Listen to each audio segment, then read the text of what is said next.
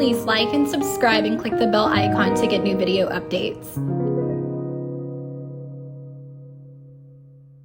Hello, welcome to King Cole 1965 for all things Nat King Cole and more. I'm your host, Dan Lamar Evans. Today we'll be exploring the 1959 Capitol album from Nat King Cole, To Whom It May Concern, featuring the arrangements by Nelson Riddle and production by Nat's longtime friend and studio partner, Lee Gillette. And before we get started, as always, please take a moment to like and subscribe to the channel. Click that bell icon so you'll be updated for all my future videos. Let's get started. To Whom It May Concern was released in May of 1959. This album to me was one of the best albums that Nat did working with Nelson Riddle. By 1959, Nelson Riddle already made his name famous with Frank Sinatra, Ella Fitzgerald, and Rosemary Clooney. His arrangements were pretty much emotional, layered, and always in service of the song's story. Nelson Riddle tells a story that Nat was having a problem with.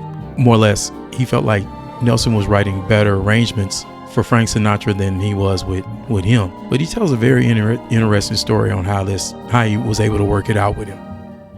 Do you write for yourself or for the artist? Do you write Nelson Riddle with Ella Fitzgerald or with Frank Sinatra? I think I always think of the artist first and try to do something which is most attractive for them and for the song they're singing. And that's why sometimes the sound varies slightly between artists or among artists. I know Nat Cole at one time sent a messenger back asking why I didn't write Frank Sinatra arrangements for him.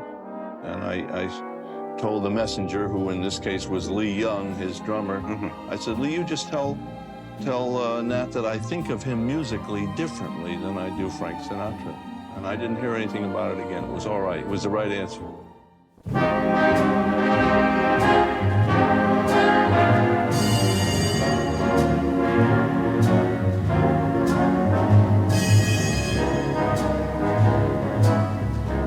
The first session took place on Friday afternoon, June 20th, 1958, inside Studio A at Capitol Tower. Nat reunited with the arranger Nelson Riddle. During the sessions, the first song recorded was Too Much, written by Bill Baker and Doc Stanford, a mid-tempo number arranged with Nelson Riddle's usual flair, tasteful strings, and light rhythm. Next was Louisville from Beasley Smith and Ralph Freed, clocking in at just over 2.5 minutes. Nelson gives the track a breezy, elegant feel. When I first heard Louisville, the song kind of gave me a 1940s vibe, kind of like a Tommy Dorsey with young Frank Sinatra and the Pied Piper singing in the background. Now, if you listen pretty close to that track, for some odd reason I thought that was Keely Smith singing in the background along with the background singers. Now, the next tune that was recorded in that session, the song was called I Got Love, a remake of a song Nat had first recorded nearly 3 years earlier in December of 1955. While the earlier version sat unreleased, this new take was nearly identical to the original arrangement. Still, it remained in the vaults until it surfaced years later,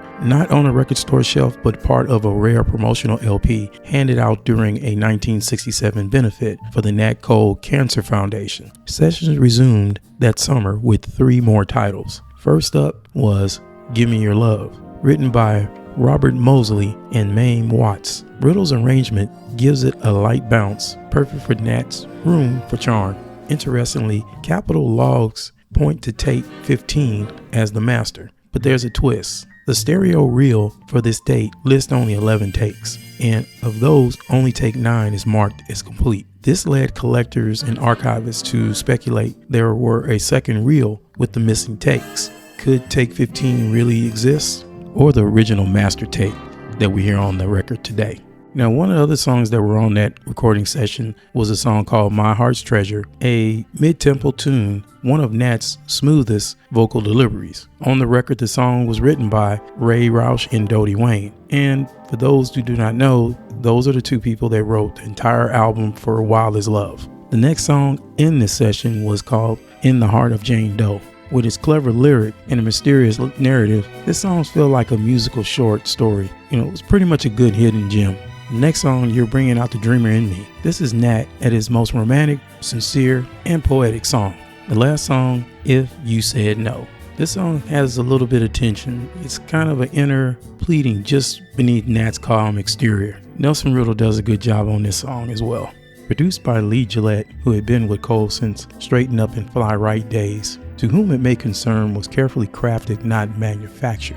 To Whom It May Concern may not be Nat's most famous album, but for many fans and for me, it's one of the most best albums that he did with Nelson Riddle. That will do it for the retrospective of Nat King Cole's To Whom It May Concern. And as always, please like and subscribe to the channel. Click that bell icon so you'll be updated for all my future videos. Until next time, take care. Bye for now.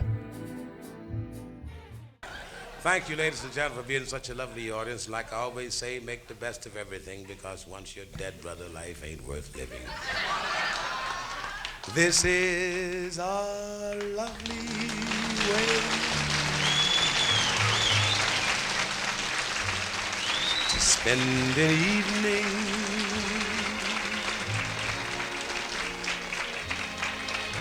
Hope I may come again